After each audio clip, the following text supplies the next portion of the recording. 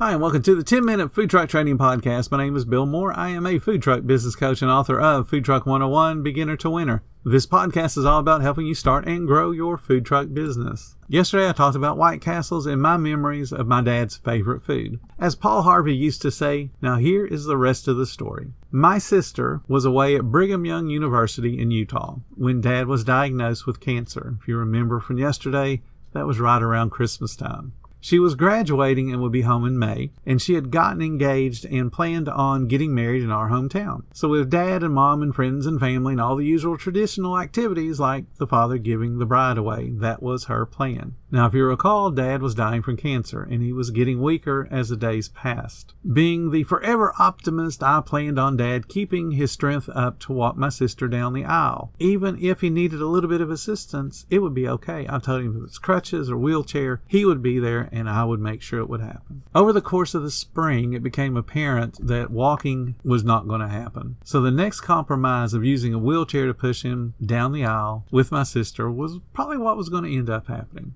But that was what my sister wanted, and that was what I wanted. My dad, on the other hand, he had a whole different goal set up, and it never included the wedding. My sister would not come home until the very end of April, and her wedding was planned to be the second week in May. So here's what happened in very rapid succession. On the Saturday before my sister was to come home on Sunday, my mom decided that, you know what, cutting the grass is a good idea. That way we'll have the backyard looking really good for my daughter when she comes home. Except the backyard at my parents' house was not a yard. It was a steep hill. So my mom, taking a push mower up the hill, lost control of the push mower, tripped and fell, broke her ankle, and had to crawl into the house to call me to come take her to the emergency room. That was Saturday. On Sunday, I told you guys about talking to my dad and then having to go to Cincinnati to pick up some White Castle burgers for him. And he was thrilled that I had done that. But on that same Sunday, I also had to go to the airport and pick up my sister because my mom couldn't drive because her ankle was broke. So I did that in between picking up burgers for my dad. So now we're to Monday. Monday, I went to my restaurant, which was 27 miles away from my parents' house and 38 miles away from my house. And I did that to run my normal shift. I figured everybody would be good.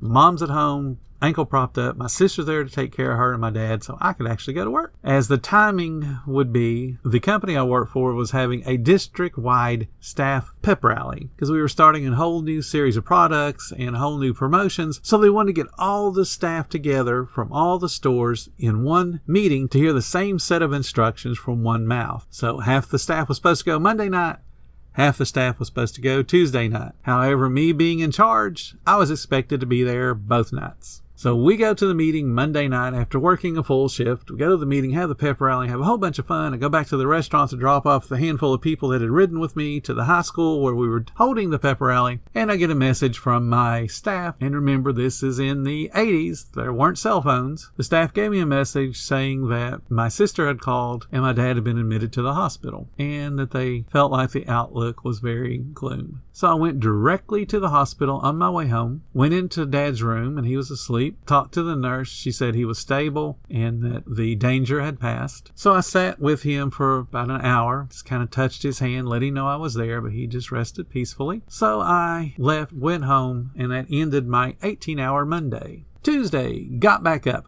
went to the restaurant, attended that meeting for the other half of the employees that Tuesday night, and then deja vu all over again when I get back to the restaurant from the pep rally with the employees that rode with me to the high school. Another message, except this time it was a little bit more final. Dad had passed away while I was at that rally. So Wednesday morning, I accompanied my mom, who was on crutches, to the funeral home to begin the final arrangements. My mom and dad were really good about thinking ahead. So this was actually already handled. She just had to sign the last little bits of paperwork. Thursday night was the viewing, and my dad had more friends than I ever knew about. He had friends and family and co-workers all show up at that viewing. I shook more hands than a politician that night. So Friday, go to work. Friday night is the very first practice for my sister's wedding, and that was followed up by a dinner at a local restaurant that one of my friends owned. Saturday was the funeral. Then Sunday, and you can imagine how Sunday would be when you attend the churches, that was a very emotional day.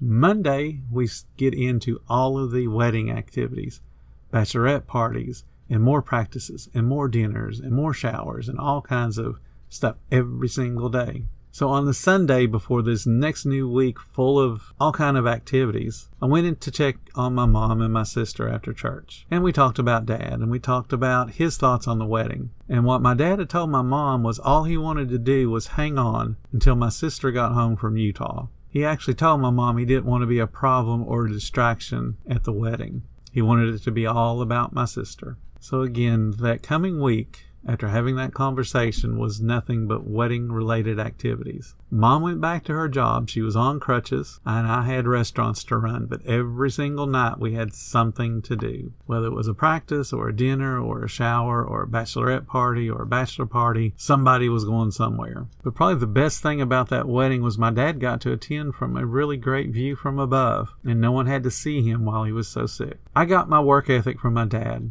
I got my work ethic from my mom.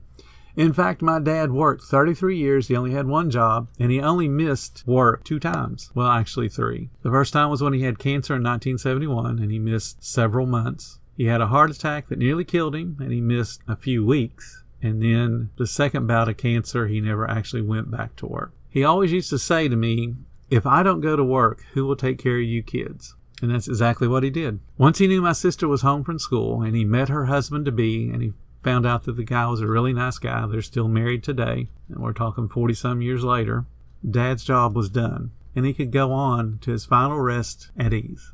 My dad knew his wife were working, and he knew his wife were working hard, and he showed it every single day. But he also showed it with his family life. He never missed a single game I played, never missed a single practice. Even when he was recovering from cancer, even when he was recovering from his heart attack, he was there. Sometimes he would be sitting in the car and watching from out behind the outfield because he didn't have enough strength to walk up and sit in the stands, but he would sit in the car and watch. And instead of him clapping and cheering, he would just blow the horn whenever I did something good. He went to every single band practice that my sister had. He went to every single band contest that she went to.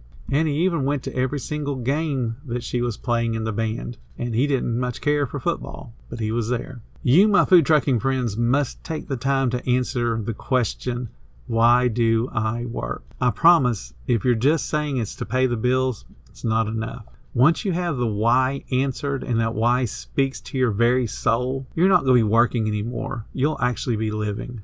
Merry Christmas to each and every one of you guys. Thank you so much for listening to the 10-Minute Food Truck Training Podcast. Make sure to rate us everywhere that you listen to podcasts, especially Spotify. They just started a new rating system. If you guys need a business coach to help you reach your business's full potential, check out the link in the description. It takes you to all of my different services, and I'm sure you're going to find them very affordable. If you like being around like-minded positive people, join our Facebook group. It's called Food Truck Training, and there you're going to find a whole bunch of awesome members, from new people just beginning and dreaming about the business to people that have been doing it for decades. They've all got your back, and they're all going to help you answer your questions and help you create the best food truck business you can have. Thank you guys so much for listening. Come back tomorrow. I got plenty to say when it comes to running your food truck business.